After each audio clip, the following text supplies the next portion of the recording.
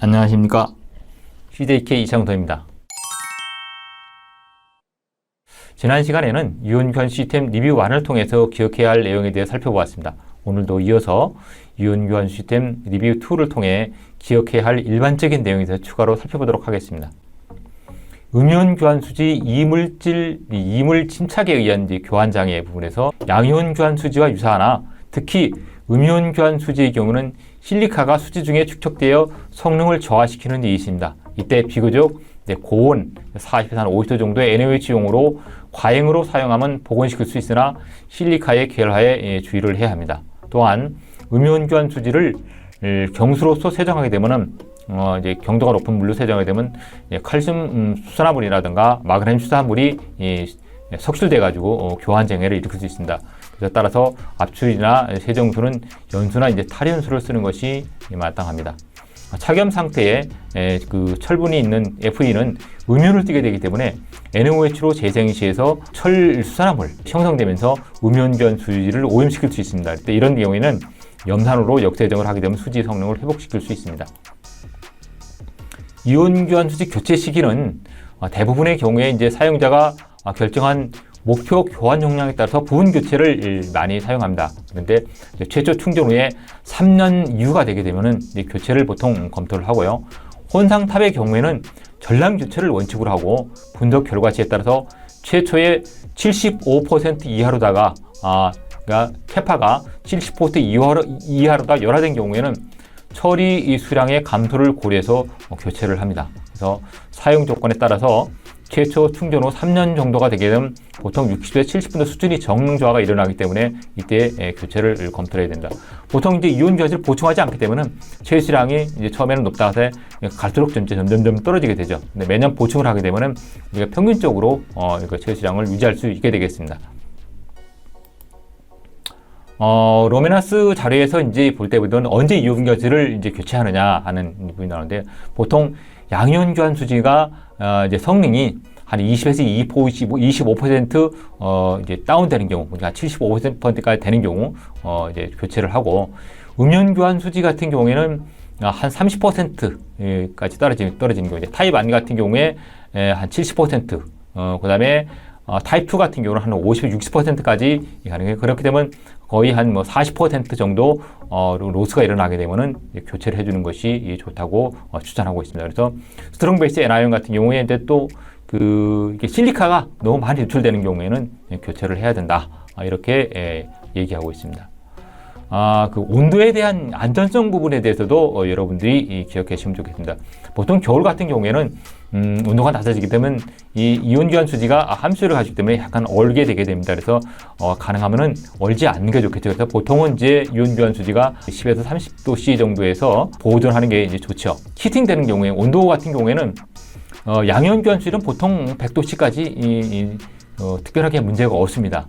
문제가 없는데 그 산화물이라든가 그다음 메탈, 전이금속 같은 경우 있는 것들은 촉매 반응이 일어나 가지고 이제 문제가 좀 될 수 있습니다. 그래서 온도가 높게 되면 더 촉매 반응이 가속화될 수 있습니다. 그다음에 NiON 레진 같은 경우에는 위크베이스 NiON은 보통 한 60도. 그 위크베이스 NiON 아크릴 같은 경우는 이제 아크릴릭 타입 같은 경우는 한 35도. 스트롱 베이스 NiON 타입 R은 이제 보통 우리가 잘 알고 계시듯이 60도. 스트롱 베이스 NiON 타입 2 같은 경우 30도.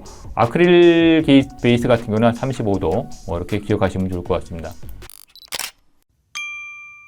이제 그 물리적인 손상들이 보통 많이 일어나는데 그 크랙된 레진, 이렇게 크랙이 간 것들은 사용을 할 수가 있습니다. 그런데 이렇게 브로큰 레진, 게 조각조각 깨진 것들은 사용을 하지 않고 보통 교체를 해주게 됩니다. 왜 그러냐면은 운전 중에서 그 압력이 차압이 많이 발생을 하게 됩니다. 레진과 레진 사이에 이런 파티클들이 이렇게 쪼개진 것들이 들어가서 베드층에서 차압이 많이 발생해가지고 문제가 생기기 때문에 어쨌든 이제 크랙들이 이렇게 많이 조금 생긴 건 아닌데 많이 생기게 되면은 그 부분들이 결국은 깨져서 이렇게 브로큰 레진으로 되기 때문에 교체를 해줘야 되겠죠.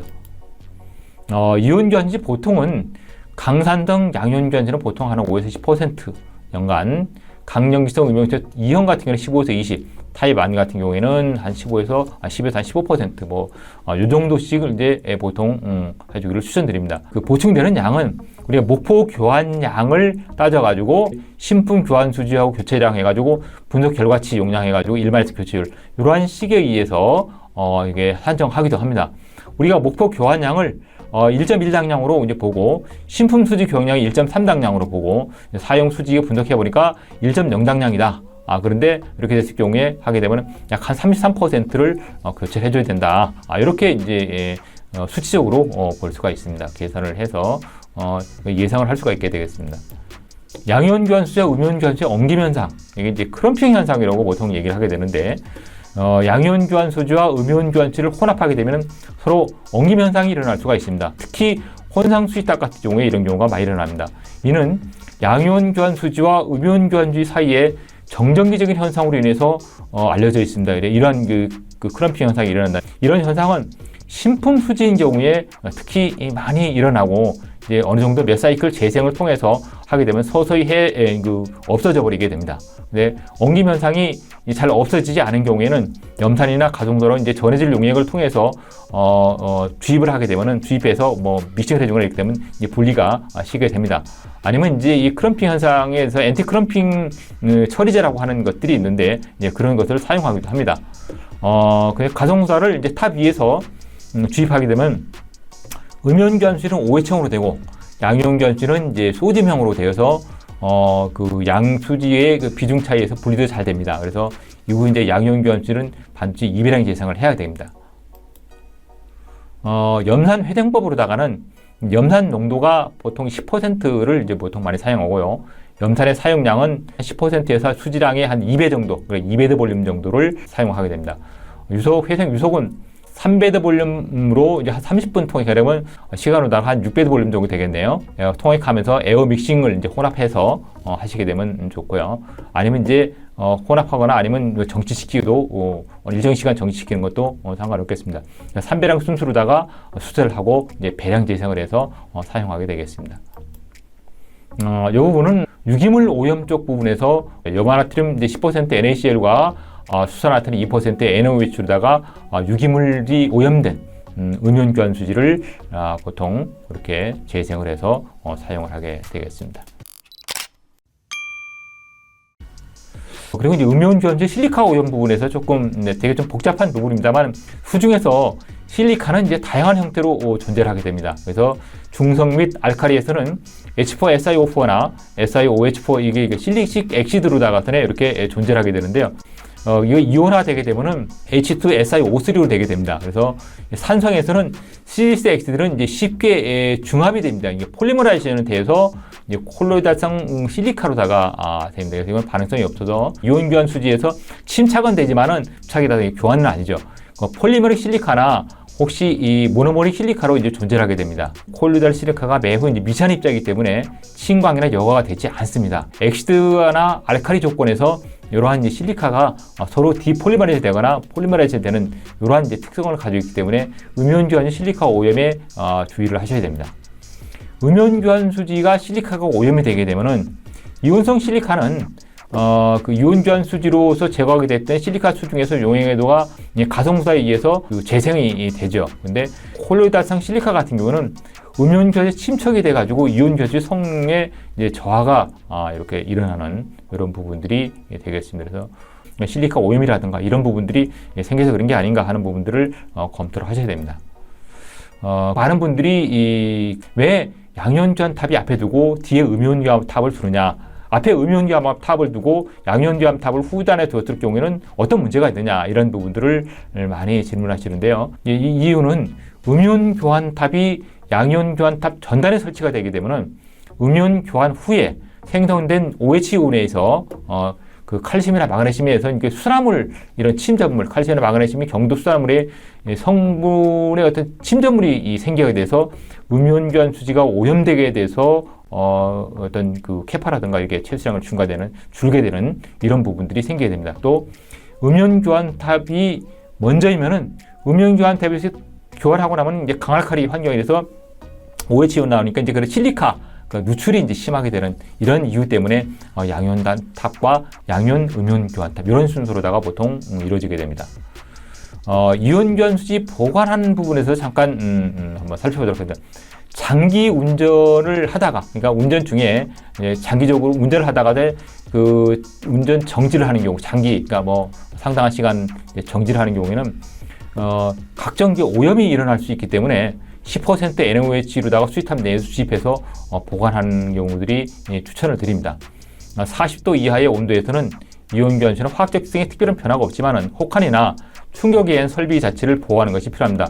즉 말하자면은 영하 40도 되더라도 사실은 이온교환수가 아주 그렇게 뭐 문제가 되지는 않지만은 그 물속 그냥 물이 채워져 있는 상태에 이온교환수 탑에 있게 되면은 날씨가 추게 되면은 안쪽에 물이 얼어버리게 해서 그런 배셀 자체가 터지거나 이런 크랙이 가거나 이런 부분들이 되기 때문에 보통 10% NaCl 용액을 집어넣는 것을 놓고 수지탑 내에 주입해서 이제 보관하는 것을 보통 추천드립니다.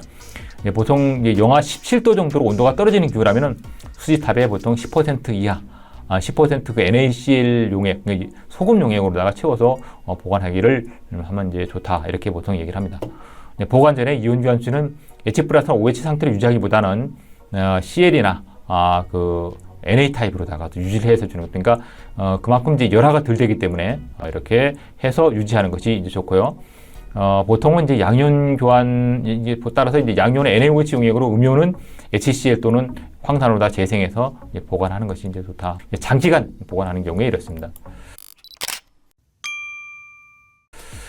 이온 교환 보관 방법에서 조금 다시 보면은 이제 특히 음이온 교환 수지가 실리카를 많이 함유하고 있는 경우에는 보관 중에 실리카가 이온 교환 수지와 반응해서 실리카 오염을 유발할 수가 있습니다. 그래서 실리카가 오염된 수지는 운전 중 실리카 누출과 교환 용량 저하 현상이 일어날 수 있기 때문에 보관 전에 실리카를 제거하기 위해서 재생을 한 후에 NaCl 용액으로 넣어서 보관하는 것이 좋습니다. 제품 상태의 보관은 여름에 직사광선이나 겨울철에 이제 얼거나 뭐 비바람에 피해서 옥내에 보관하는 것이 좋습니다. 그리고 특히 이제 수분이 날아가지 않도록 해야 됩니다.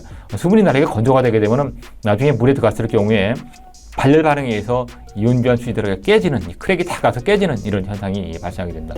여름에는 40도 이하 온도를 유지하고 겨울에는 0도C 이상으로 유지를 보통 하는 것이 좋겠죠. 동결이 되게 되면 0도C 이상의 실내에서 보통 자연 상태 실내에서 서서히 자연 상태로 이제 해빙을 해야지 뭐 물이나 아니면 열수나 열풍에 의해 가지고 해방을 하게 되면 이온교환 수지가 깨지거나 아니면 이제 어떤 그 문제가 생기게 되니까 이렇게 된다는 것을 알고 계시면 좋을 것 같습니다. 오늘까지 이제 여러분과 함께 이온 교환 수지탑 시스템에 대해서 업체 자료나 이런 것들을 통해서 살펴보았습니다. 이것으로 이제 이온 교환 수지에 대한 이제 부분에 대해서는 좀 마치고 다음 시간부터는 분리막 시스템에 대해서 여러분과 이제 함께 살펴보는 시간을 갖도록 하겠습니다. 궁금증이나 문의사항이 있으면 언제라도 연락 주시길 바랍니다. 경청해 주셔서 감사합니다.